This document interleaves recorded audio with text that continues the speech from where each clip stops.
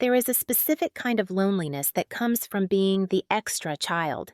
It isn't the loneliness of isolation, but rather the loneliness of being tolerated.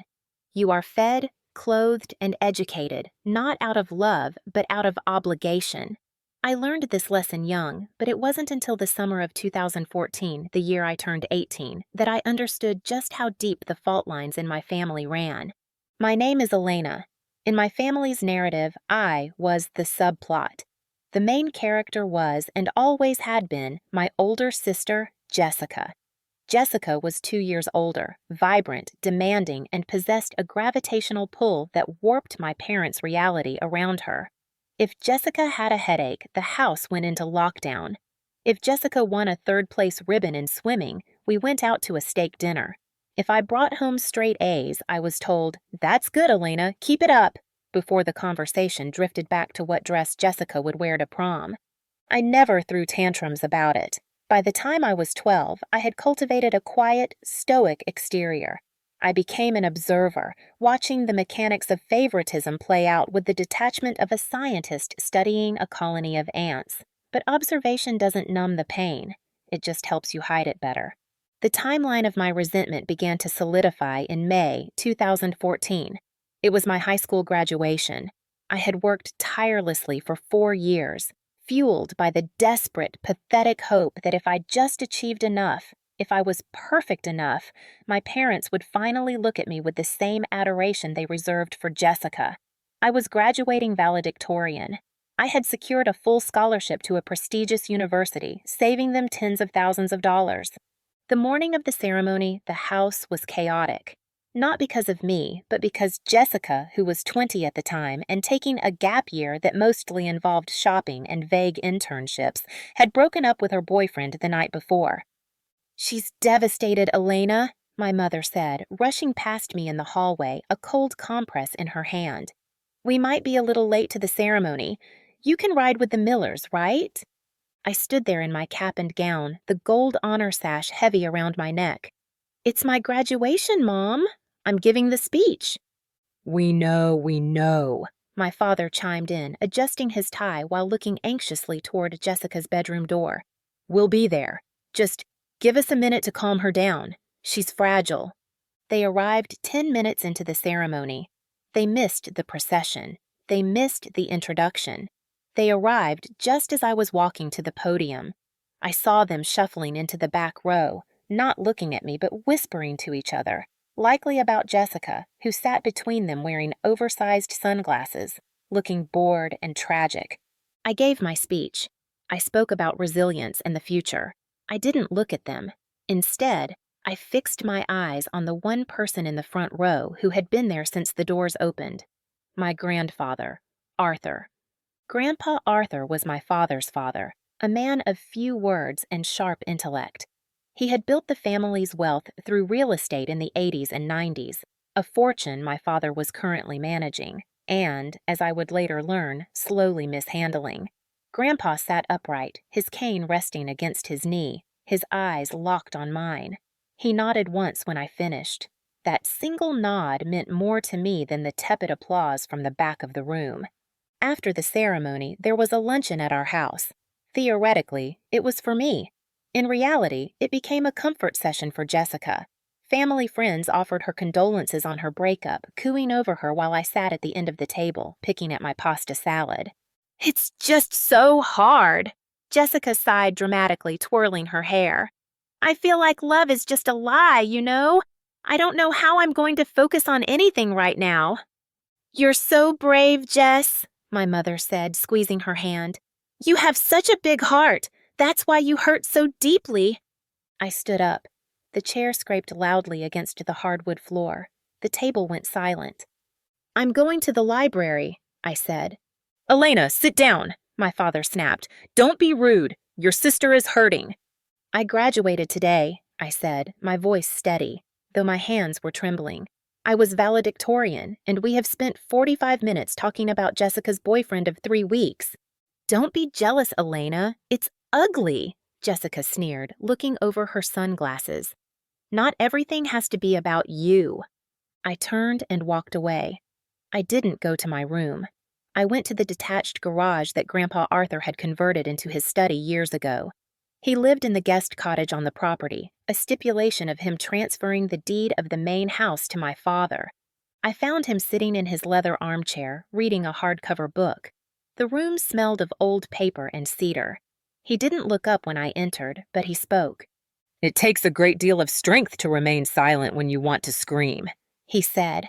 I sat on the ottoman opposite him, fighting back tears. "I'm tired of being the mistake, Grandpa." He closed his book and looked at me. His eyes were a piercing blue, undimmed by age. "Why do you use that word?" "Because that's how they treat me," I said.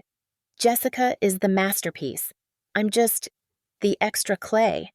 Grandpa Arthur leaned forward, his expression hardening. "You are not extra clay, Elena. You are the steel that holds the structure together. They are too blind to see it, but I am not." He reached into the inner pocket of his blazer and pulled out a small, silver key. He held it up, catching the afternoon light. "I have watched this dynamic for 18 years, he said quietly. "I watched your father spoil Jessica until she became incapable of basic empathy. I watched your mother enable it. And I watched them push you into the shadows. I stayed silent because I needed to see who you would become. I needed to know if the pressure would break you or if it would forge you." He handed me the key. It was cold and heavy. "What is this?" I asked. "The key to the lockbox in my attorney's office," he said. "Mr. Henderson. You know him." I nodded. Mr. Henderson was Grandpa's oldest friend. "Inside that box is a document," Grandpa continued. "It is a revision to the family trust, a codicil I wrote 4 years ago when I realized your father was losing his way. It concerns the inheritance, the business, the house, everything." My heart hammered against my ribs. "What does it say?" "It says that the truth will outlive us all," he said cryptically. "But, Elena, you cannot use it yet." "Why not?" "Because a weapon used too early is easily deflected," he said, his voice dropping to a serious, conspiratorial whisper. "Your parents are currently comfortable. They feel secure. If you strike now, they will paint you as a rebellious, ungrateful child, and the narrative will remain theirs. You must wait until they show their true face to the world. You must wait until their entitlement leads them to make a mistake so large it cannot be hidden." He pointed a gnarled finger at me. "Go to university. Excel. Become independent. Let them think you have accepted your place in the shadows. Let Jessica believe she has won. The higher she climbs on that pedestal they built for her, the harder the fall will be." I looked at the key in my hand. It felt like a promise. "How long do I have to wait?" "You'll know," he said. "There will come a day when they will try to take something from you that is not theirs to take. That is when you turn the key." I pocketed the key. For the first time that day, the crushing weight in my chest lightened. I wasn't just the ignored younger sister anymore. I was the keeper of the secret. I went back to the house, composed and dry-eyed. When I walked into the kitchen, my mother looked up, annoyed. "Are you done with your little mood?" she asked. "Yes," I said, grabbing a bottle of water. "I'm fine. Sorry for the interruption." Jessica smirked. "Good, because I was thinking, since I'm taking a gap year, maybe I could take a trip to Europe, to find myself. And I was thinking we could use Elena's college fund surplus. Since she has that scholarship, she doesn't really need all that money saved up, right?" My father hesitated, then looked at me. "It's a valid point, Elena. We saved that money for education, but you're covered. It seems fair to help your sister during this difficult time." A week ago, I would have argued. I would have screamed that the money was meant for my living expenses, for books, for a safety net, but I felt the weight of the key in my pocket. I looked at my father, then at Jessica's smug face. "Sure," I said calmly, "if that's what you think is fair." My father looked surprised, even a little relieved. "Well, that's very mature of you, Elena." I smiled. It was the first real smile I had worn all day. It wasn't a smile of agreement. It was the smile of a chess player who had just seen the checkmate 20 moves in advance. "I'm just happy to help," I said. Grandpa was right. I would wait. And while I waited, I would keep score. Distance, I discovered, was not just physical. It was a clarifying agent. When I moved 3 hours away to university in the fall of 2014, the static noise of my family's dysfunction finally ceased, leaving me in a quiet space where I could actually hear my own thoughts. I treated my education like a tactical operation. While my peers were exploring the newfound freedom of partying and skipping 8 a.m. classes, I was constructing the foundation of a life my parents couldn't touch. I majored in finance with a minor in business law. This wasn't a passion project, it was a necessity. I needed to understand the language of money because I knew, instinctively, that money was the only language my parents spoke fluently. During those 4 years, the contrast between Jessica's life and mine sharpened into a grotesque parody of fairness. The Europe trip funded by my college savings lasted 4 months.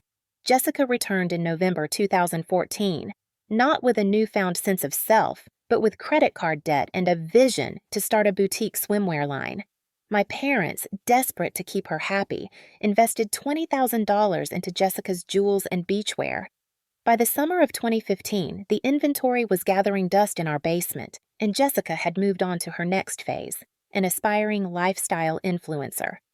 I, meanwhile, worked 2 jobs. Since my surplus funds had been reallocated to Jessica's European excursion, my scholarship covered tuition and housing, but nothing else. I worked as a barista at 5 a.m. and a research assistant in the economics department in the afternoons. I didn't resent the work. Every dollar I earned was a brick in the wall of my independence. I rarely went home. When I did, it was usually to see Grandpa Arthur. The Christmas of 2016 stands out in my memory as a pivotal data point. I drove home on December 23rd, my old Honda Civic packed with laundry and textbooks. I walked into the house expecting the usual indifference, but I wasn't prepared for the erasure. I went to my bedroom, the room I had grown up in, to drop off my bags. The door was open. My bed was gone. My desk was gone. The pale blue walls had been painted a jarring shade of coral. In the center of the room stood a large ring light, a vanity mirror, and racks of clothes.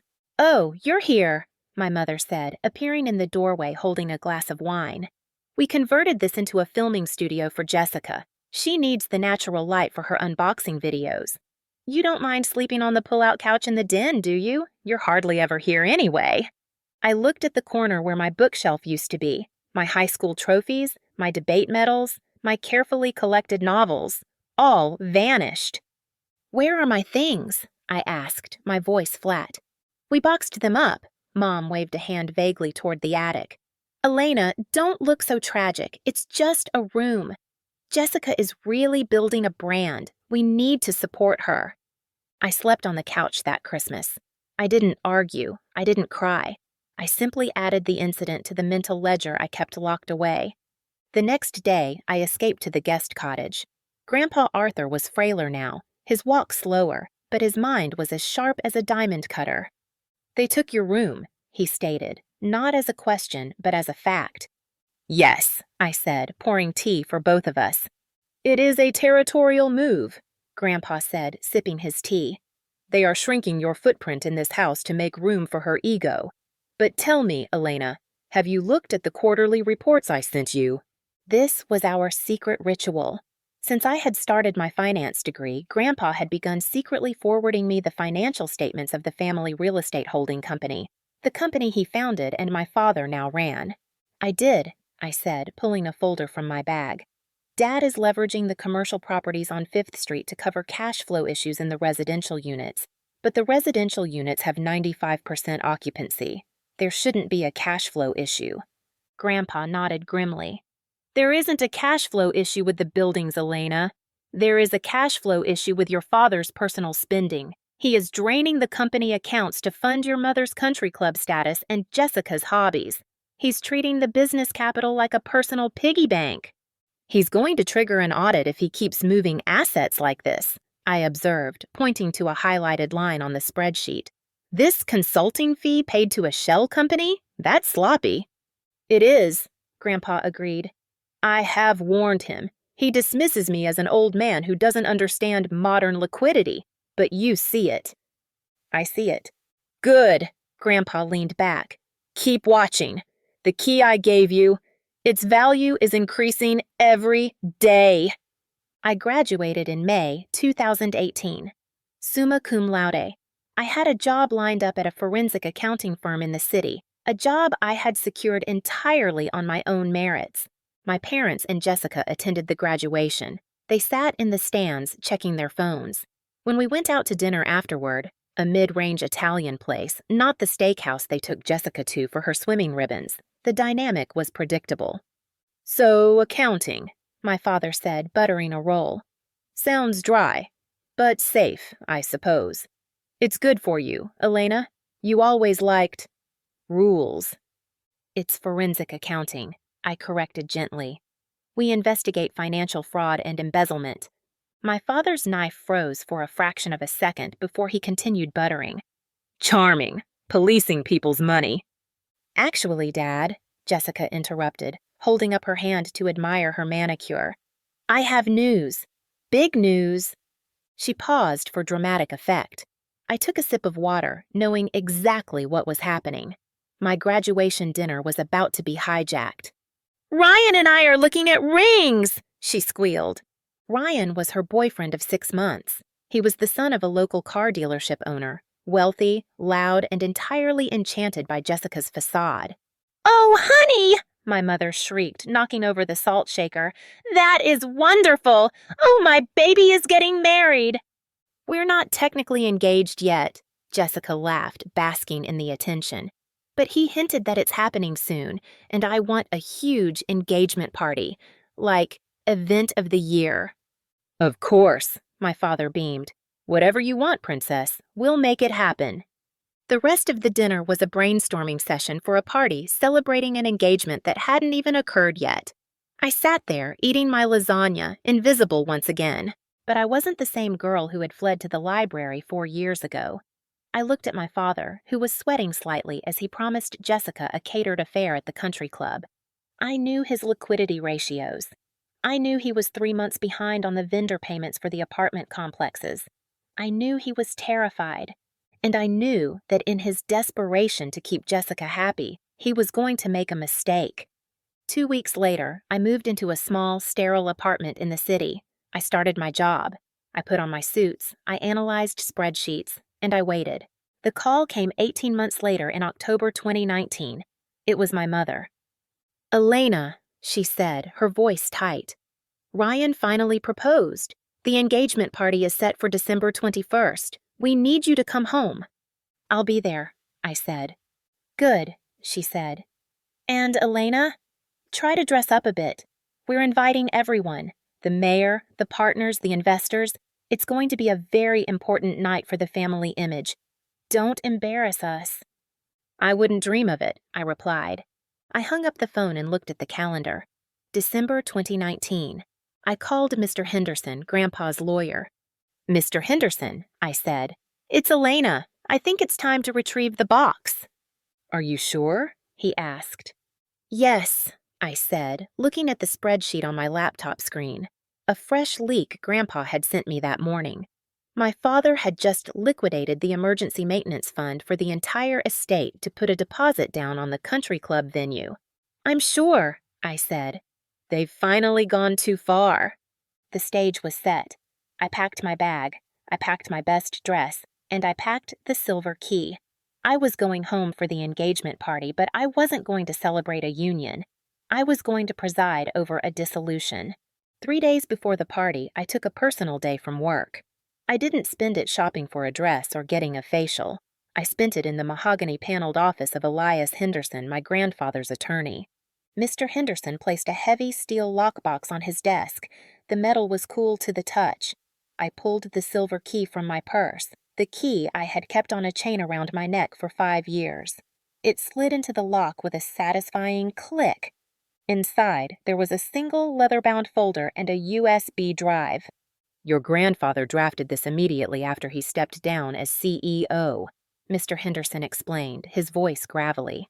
"He suspected your father lacked the discipline required to manage the estate. This is a trigger clause." I opened the folder. The legal jargon was dense, but my business law minor made it readable. It was an amendment to the family trust. It stated that while my father was the acting trustee, he held that position conditionally. If the liquid assets of the holding company fell below a certain threshold, or if there was documented evidence of fiduciary misconduct, the silent trustee could invoke immediate removal of the acting trustee. The silent trustee was Grandpa Arthur, and in the event of Grandpa's incapacity or by his designation, the power transferred to his appointee. I looked at the last page. In shaky blue ink, dated 4 years ago, Grandpa had written, "I designate my granddaughter Elena Vance as my proxy." "The USB drive?" I asked.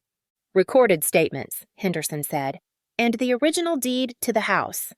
I nodded. "I have something to add to this file."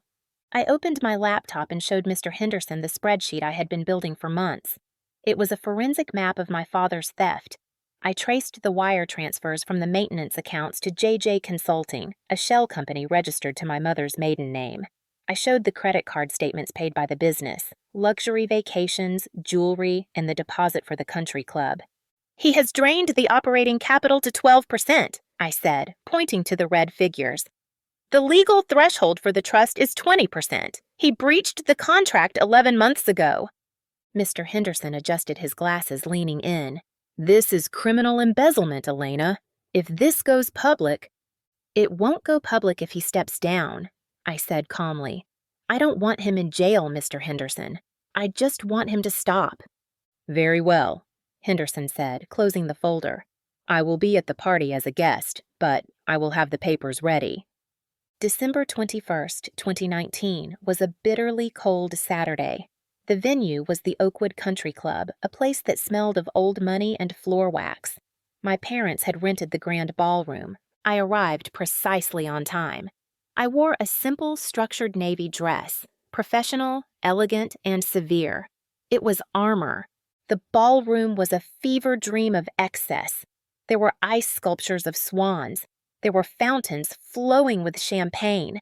The floral arrangements were so large they blocked the view of the orchestra. It was a desperate, loud display of wealth by people who were secretly drowning in debt. I spotted Jessica immediately. She was wearing a white gown that looked suspiciously like a wedding dress, holding court in the center of the room. Ryan, her fiancé, stood beside her, looking slightly dazed and holding a scotch. My mother rushed up to me, her face flushed with stress and champagne. "You're here," she said, scanning my outfit. "That dress is a bit dull. Couldn't you have worn something festive? It's a celebration, Elena." "I think it's appropriate," I said. "Where is Grandpa?" "Oh, he's over in the corner," she waved dismissively. "We tried to get him to wear a tux, but he refused. He's just sitting there. Please make sure he doesn't drool on anyone." I walked past her, weaving through the crowd of local elites, real estate partners, and Jessica's influencer friends who were live streaming the hors d'oeuvres. I found Grandpa Arthur sitting at a small table near the back, away from the noise. He was wearing his vintage tweed suit, his cane resting against the table. He looked small in the cavernous room, but his eyes were bright. "The vultures are circling," he murmured as I sat down. "The trap is set," I replied softly, placing my hand over his wrinkled one. "Mr. Henderson is at the bar." "Good," Grandpa said. "Your father has been avoiding me all night. He knows something is wrong. He can smell the debt." "He won't have to smell it much longer." A chime rang out through the speakers. The room quieted. "Attention, everyone!" my father's voice boomed. He stood on the small stage at the front of the room, holding a microphone. He was sweating profusely, his face shiny under the stage lights. My mother stood beside him, beaming a frozen plastic smile. "If everyone could gather round," he beckoned. "We want to say a few words about this joyous occasion." The crowd shuffled forward. I stayed seated next to Grandpa. "Tonight is about love," my father began, his voice shaking slightly. "It's about legacy. When we look at Jessica—" He paused, gesturing to my sister, who blew a kiss to the crowd. "We see the very best of us, the shine, the spirit." He chuckled, a nervous, wet sound.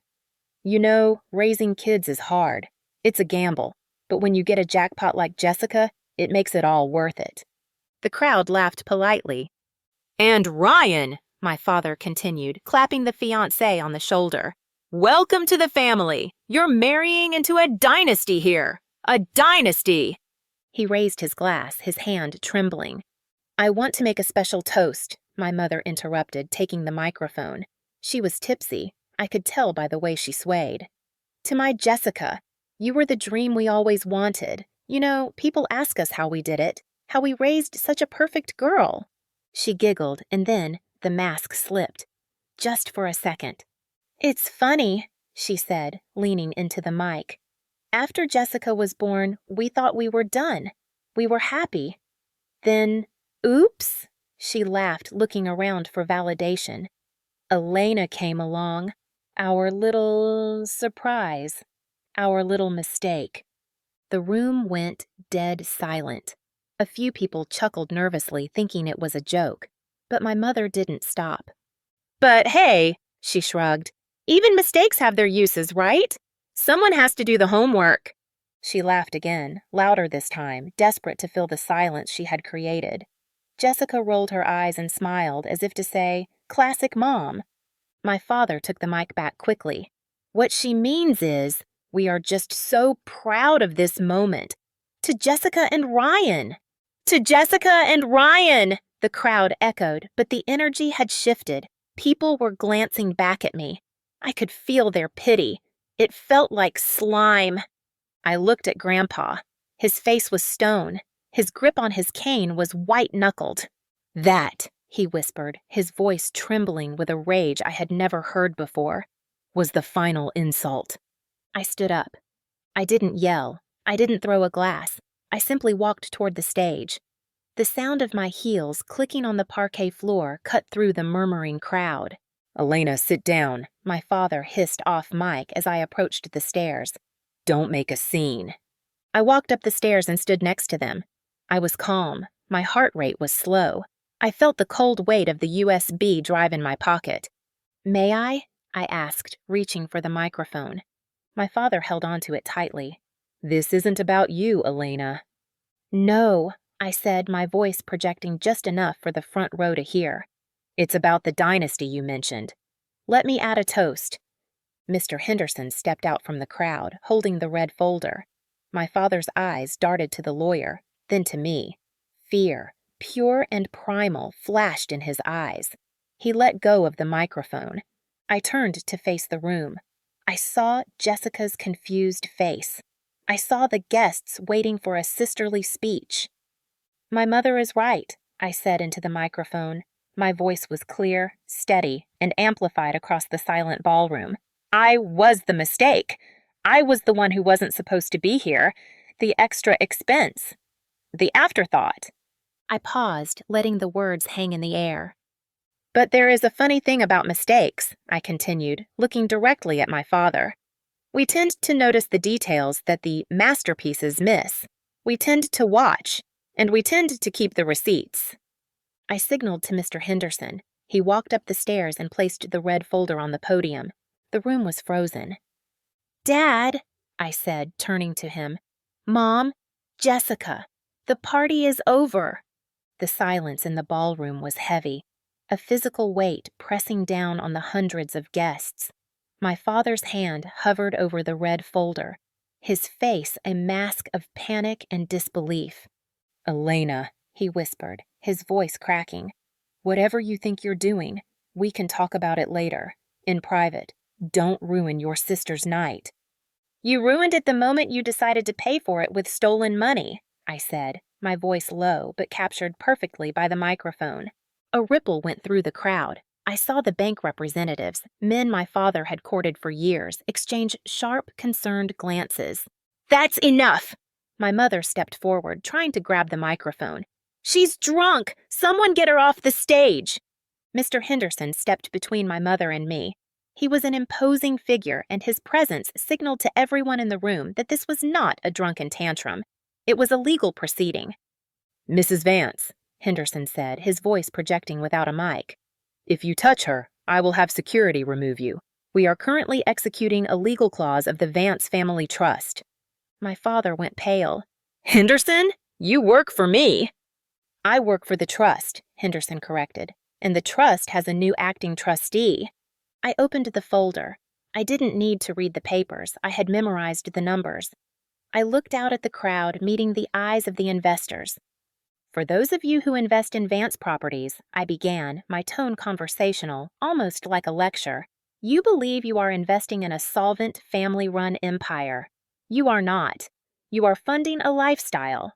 Lies, my father shouted, finally finding his voice. She's lying. She's jealous of her sister. I pulled a single sheet of paper from the folder and held it up. This is a bank statement from the primary operating account dated 3 days ago, I said. It shows a wire transfer of $85,000 to the Oakwood Country Club for this event. That same day, the maintenance account for the tenants on 5th Street was overdrawn. The boiler repairs were canceled. The roof leaks were ignored so that we could have ice sculptures. I turned to my mother. And this, I pulled out a second sheet, is the registration for J.J. Consulting, a company that has billed the family business for $450,000 in design fees over the last 2 years. The company has no employees, no office. It is registered to a P.O. box under the name M. Reynolds. That is my mother's maiden name. My mother froze. The glass of champagne in her hand tilted, spilling onto her expensive dress, but she didn't notice. That's for interior design, she stammered, her voice shrill. I consult. You embezzle, I corrected calmly. According to the bylaws of the trust, misallocation of funds for personal gain is grounds for immediate removal of the trustee. Jessica, who had been standing frozen like a statue, finally animated. She looked from Mom to Dad, confusion warring with horror. Daddy, what is she talking about? Is this true? My father looked at Jessica, his masterpiece, his princess, and crumbled. He couldn't lie to her, not when the proof was literally on the podium. He slumped, bracing himself against the table. It was a loan, he muttered, addressing the floor. I was going to pay it back. The market, it's been tough. The market is up 12% this year, Dad, I said cold. You're just greedy. I turned back to the microphone. Effective immediately, per the silent trustee clause invoked by Arthur Vance, my father is removed as the executor of the estate and CEO of the company. All assets are frozen pending a forensic audit. I looked over at the table in the back. Grandpa Arthur slowly stood up. The room turned to him. He didn't need a microphone. He raised his chin, looking at his son with a mixture of profound disappointment and steel. I built this legacy on brick and mortar, Grandpa said, his voice raspy but carrying to the stage. You tried to build it on smoke and mirrors. I will not let you burn it down. He pointed his cane at me. Elena is the proxy.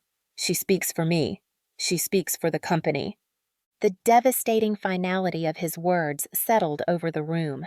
The music had stopped long ago. The servers were standing still with trays of appetizers. I closed the red folder. Enjoy the party, I said to the room. It's the last one the Vance family will be throwing for a very long time.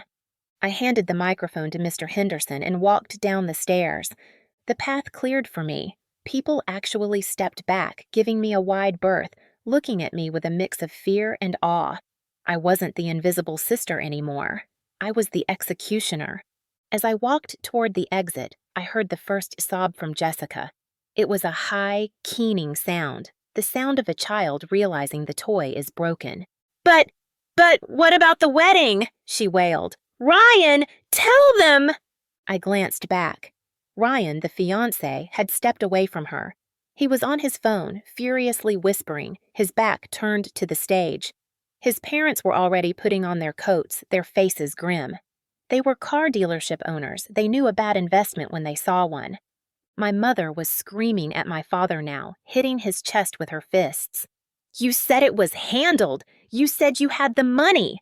My father just stood there, staring at the empty air, a man whose entire identity had just been deleted in under 5 minutes.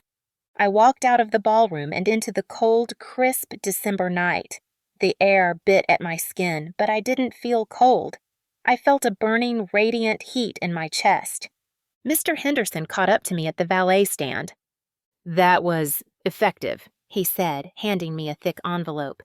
"The legal notices will be served to them first thing Monday morning. Security is already changing the locks at the corporate office."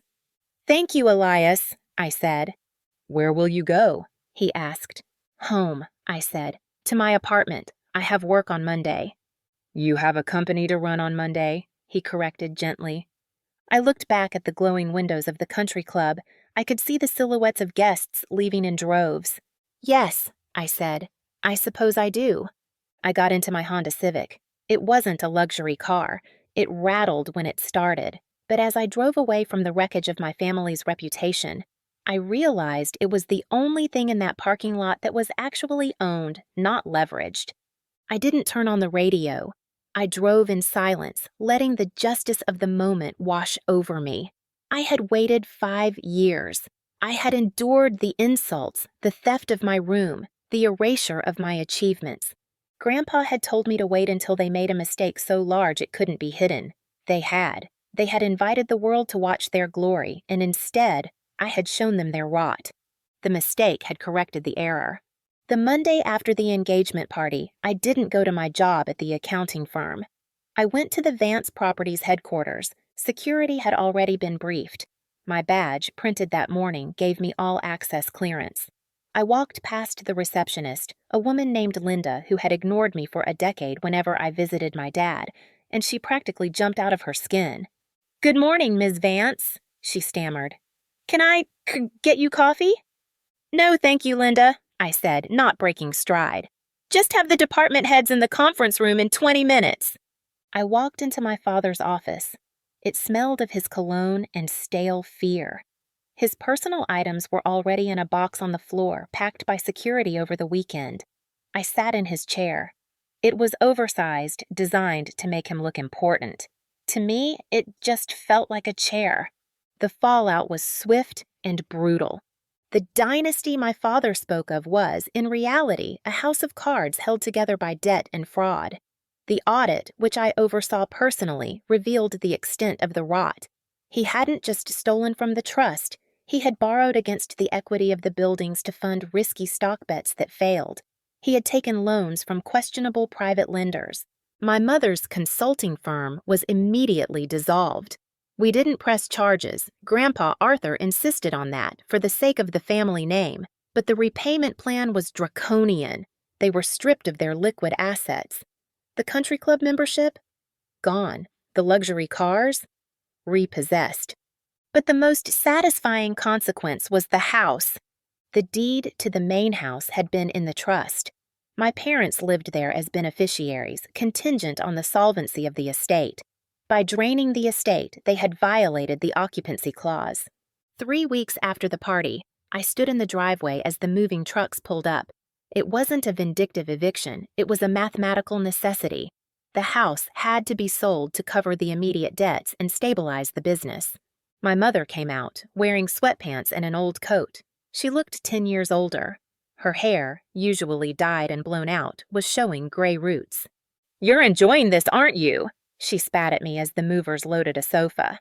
"Throwing your own parents on the street." "You're not on the street, Mom," I said, checking a manifest on my clipboard.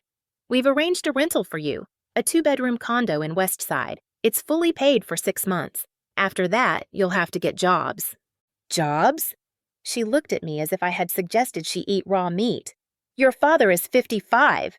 Who is going to hire him?" "He has experience in management," I said dryly, "though I wouldn't use Vance Properties as a reference." Just then, Jessica's car, a leased BMW that was being returned the next day, screeched into the driveway. She slammed the door, storming over to me. Her engagement ring was gone. "Ryan broke up with me," she screamed, tears streaming down her face. "He said his family couldn't be associated with a scandal. He said I was a liability." "He sounds shallow," I said. "You're better off without him." "Don't patronize me," she shrieked. "This is your fault. You did this. You ruined my life because you were jealous." I handed the clipboard to one of the movers and turned to face my sister. "Jessica," I said quietly, "I didn't steal the maintenance fund." I didn't fake consulting invoices. I didn't leverage the company to the brink of bankruptcy. I just turned on the lights. I have nothing, she sobbed, collapsing onto the grass. I have no apartment, no fiancé, no money. What am I supposed to do? You're 25, I said. You have a college degree. You can work. Doing what? Anything, I said. Starbucks is hiring. I worked there for 3 years. It's honest money. She stared at me with pure hatred, but beneath it, I saw fear. The bubble she had lived in her entire life had popped. The air outside was cold, and she had no coat. My father walked out of the house last. He was carrying a small box of personal papers. He stopped when he saw me. He looked diminished, a man who had shrunk inside his own clothes. Elena, he said. Dad. Your grandfather. He hesitated. Does he ask about me? He asks about the business, I lied. Grandpa hadn't mentioned Dad's name once. He was too busy teaching me how to restructure the commercial leases. My father nodded, looking at the ground. You were always good with numbers. Better than me. It wasn't about the numbers, Dad, I said. It was about the respect. You respected the money more than the people who made it, and you respected Jessica's whims more than your own integrity. He didn't argue. He just walked to his car, a used sedan they had bought with the last of their cash, and got in. I watched them drive away. My mother, my father, and Jessica. They looked like a normal, struggling family, and that was the greatest punishment I could have inflicted. I made them average. I turned back to the house. It was empty now. The echo of my childhood, the loneliness, the favoritism, the silence, was fading. Grandpa Arthur was waiting for me in the guest cottage. He was too old to move, and the new owners of the property, a nice young couple, had agreed to let him stay in the cottage as a condition of the sale. I had negotiated that personally. I walked into his study. He was reviewing the weekly report I had prepared. The bleeding has stopped, he said, tapping the paper. We are solvent. Barely, I said, sitting opposite him. It will take 2 years to rebuild the capital reserves.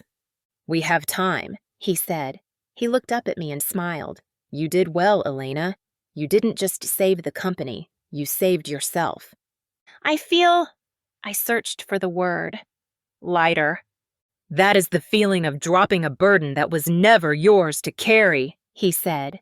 He reached into his pocket and pulled out the silver key, the same one he had given me 5 years ago. You don't need this anymore, he said. The lockbox is open. No, I said, taking the key. I'll keep it, as a reminder. A reminder of what? That even the mistake can hold the keys to the kingdom. The winter of early 2020 was quiet. There was a stillness to the world, a sense of holding its breath. But inside the offices of Vance Properties, the air was moving again. I sat in the corner office, not my father's old office, but a smaller, more efficient workspace I had claimed for myself down the hall. My father's office had been converted into a conference room. I didn't want his ghosts hovering over my shoulder while I worked. It had been 3 months since the engagement party, 3 months since the house of cards collapsed. The forensic audit was complete. We had managed to negotiate with the creditors. By liquidating the luxury assets and selling the estate, we had paid off 80% of the immediate debt. The business was lean, scarred, and operating on thin margins, but it was alive. And for the first time in a decade, it was honest. I didn't see my family often. There was no need. The legal separation of our assets meant that our lives, which had been tangling vines choking each other for years, were finally pruned apart. However, in late February, I had to stop by their condo in Westside to drop off tax documents. They needed them for their personal filings that would look drastically different this year. I parked my Honda Civic in the visitor lot. The complex was nice enough, clean, safe, functional. It was the kind of place lived in by teachers, nurses, and young professionals. It was the kind of place my mother would have sneered at 6 months ago. I rang the bell. My father opened the door. He wasn't wearing a suit. He was wearing khakis and a polo shirt with the logo of a local hardware chain on the chest. He had gotten a job as a floor manager at a home improvement store, It was fitting in a way. He knew about buildings. Now he just sold the parts to fix them. "Elena," he said. He didn't sound angry. He sounded tired. The bombast, the arrogance, it had all evaporated, leaving behind a quiet, defeated man. "Here are the K-1s for the trust dissolution," I said, handing him a manila envelope. "You'll need to give these to your accountant." "Right, thanks." He took the envelope. He hesitated, holding the door open. Do you want to come in? Your mother made coffee." I looked past him into the living room. It was smaller than our old foyer. I saw my mother sitting on a beige sofa, watching daytime television. She looked up, saw me, and quickly looked away. There was no rage left in her, only a simmering embarrassment. She couldn't bear to look at the daughter she had called a mistake, now that the mistake was the only reason she wasn't homeless. "No, Dad," I said gently. "I have to get back to the office." "How is the business?" he asked. It was the first time he had asked. "It's recovering," I said. "Occupancy is up to 98%. He nodded, a flicker of something like pride, or perhaps regret, in his eyes. "Good. That's good." "And Jessica?" I asked. "She's working," he said. "Receptionist at a dental office. She hates it, but she's paying her own car insurance." I nodded. It wasn't a fairy tale ending for them. They weren't rotting in a dungeon. They were simply living the life they should have been living all along, a life within their means. They were learning the lesson I had learned at 12 years old, that nothing is given and respect is earned. "Goodbye, Dad," I said. "Elena?" he called out as I turned to leave. I stopped. "I'm sorry," he said. It was quiet, barely a whisper. "About the speech, about everything." I looked at him. I didn't feel a surge of forgiveness.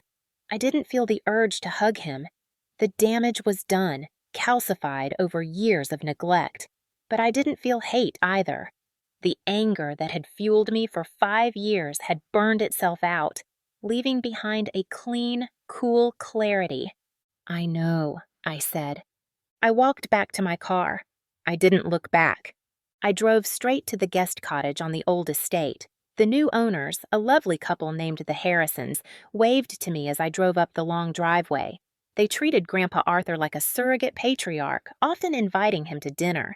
He was happier now than he had been in years. I found him on the porch, wrapped in a wool blanket, watching the sunset over the dormant winter garden. "You saw them?" he asked without looking at me.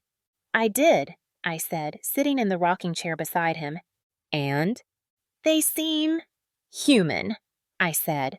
"Small, but human." Grandpa nodded. "Humility is a bitter medicine, but it cures many distinct diseases of the soul. They will be better people for this eventually, or they won't. But that is no longer our concern." He reached out and patted my hand. His skin was like parchment paper, thin and fragile. "And you, my dear?" he asked. "How does the mistake feel now?"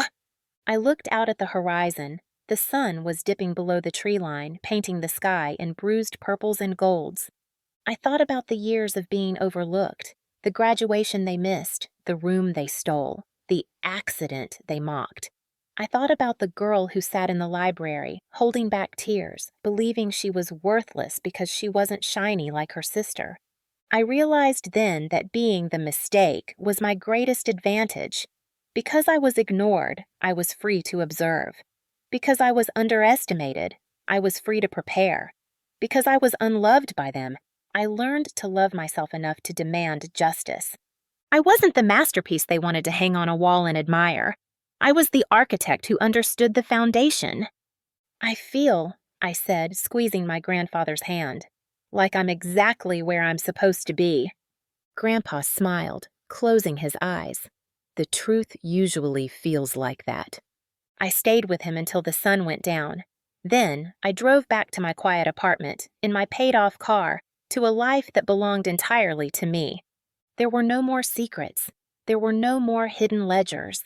The dynasty of smoke and mirrors was gone, replaced by something far more durable.